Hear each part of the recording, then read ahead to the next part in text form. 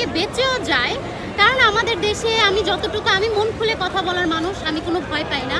আমাদের দেশে আমি যতটুকু দেখেছি আইনের কোনো কিছুই নাই, টাকা থাকলে সব হয়। কিন্তু যেহেতু নতুন প্রধানমন্ত্রী এসেছে, তার কাছে আমার হাত জোর করে একটাই চাওয়া, সে যেন কোনোভাবে পার না পায়। আর যদি সে পার পেয়েও যায়, সে যেন মিডিয়া পাড়াতে কাজ করতে না পারে, সে যেন ডাল ভাত খেতে না পারে, কারণ তার একটাই যোগ্যতা মিডিয়ায় কাজ করা।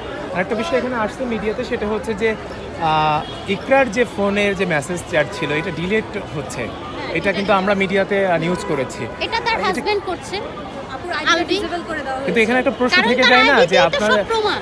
আপনারা মিডিয়াতে দাবি করছিলেন কয়েকজন ফ্রেন্ড, সেটা হচ্ছে যে আপনাদেরকে দুজনের কাছে আছে, পাসওয়ার্ড আছে, হ্যাঁ। সেক্ষেত্রে প্রশ্ন কোন দিকে যাবে, আলবির দিকে যাবে নাকি আবার আপনাদের ফ্রেন্ডদের ভিতর যাবে? অ্যাকচুয়ালি আপুরা বলে নাই যে ফেসবুক পাসওয়ার্ড, আপুরা বলেছে ফোনের পাসওয়ার্ড Okay. আছে। ফেসবুক পাসওয়ার্ড একমাত্র একটা মেয়ের, বিবাহিত মেয়েদের হাজবেন্ডের কাছেই থাকে আর নিজের কাছে থাকে, তো ফ্রেন্ডদের কাছে দেওয়ার প্রশ্ন ওঠে না। আর ওই পাসওয়ার্ড বলে নাই, বলেছে ফোনের পাসওয়ার্ডের কথা। আমি ক্লিয়ার করলাম এটা।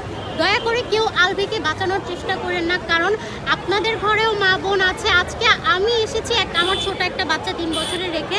আজকে আমি আমার হাজবেন্ড আমাকে আসতে দিতে চাচ্ছিল না যদি এখানে কোনো প্রবলেম হয়। আমি বলেছি আজকে আপুর জায়গায় যদি আমি হতাম, আমার তো বোন নাই, আপুর মতোই। অ্যাকচুয়ালি আমি ইমোশনাল হয়ে যাচ্ছি যে এই জিনিসটা হলো, মানুষটা 16 বছর মানে টিকতে না পারে সে সুইসাইড করেছে। একটা মেয়ে বিবাহিত হওয়ার পর তার বাচ্চার হাজবেন্ডকে ঘিরে তার পুরো পৃথিবীটা থাকে। আমাদের মেয়েদের, আমরা এখানে 3টা মেয়ে আছি, 3জনে বিবাহিত, আমরা 3জন রিয়েলাইজ করতে পারছি এই বিষয়টা। তো আমরা চাই আলভির সর্বোচ্চ বিচার হোক। আর যদি আইনের হাত থেকে সে বেঁচে যায়, আমি একটা মেয়ে হিসেবে ওদেরও এটাই দাবি, ও যেন মিডিয়া পাড়ায় কাজ করতে না পারে। তার তো একটাই বড়াই যে টাকা পয়সা, এটা যেন সে ইনকাম করতে। আর তিথির সমানভাবে আমরা বিচার চাই, শুধু আলভি না, তিথিরও বিচার আমরা চাই। শুধু আলভি কেন, তিথি কেন উচ্চ লেভেলের মানুষকে দিয়ে তার মামলা উঠালো, কিভাবে পারলো? আমাদের প্রশাসনকে এখনো ঠিক হয় নাই, তাহলে আমরা জুলাই আন্দোলন কেন করলাম?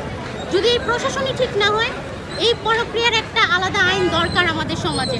আজকে আপুর সাথে হয়েছে, কালকে ওর সাথে হতে পারে, আমার সাথে হতে পারে, ওর সাথেও হতে পারে, আপনার বোনের সাথেও হতে পারে, আপনার ওয়াইফের সাথেও হতে পারে।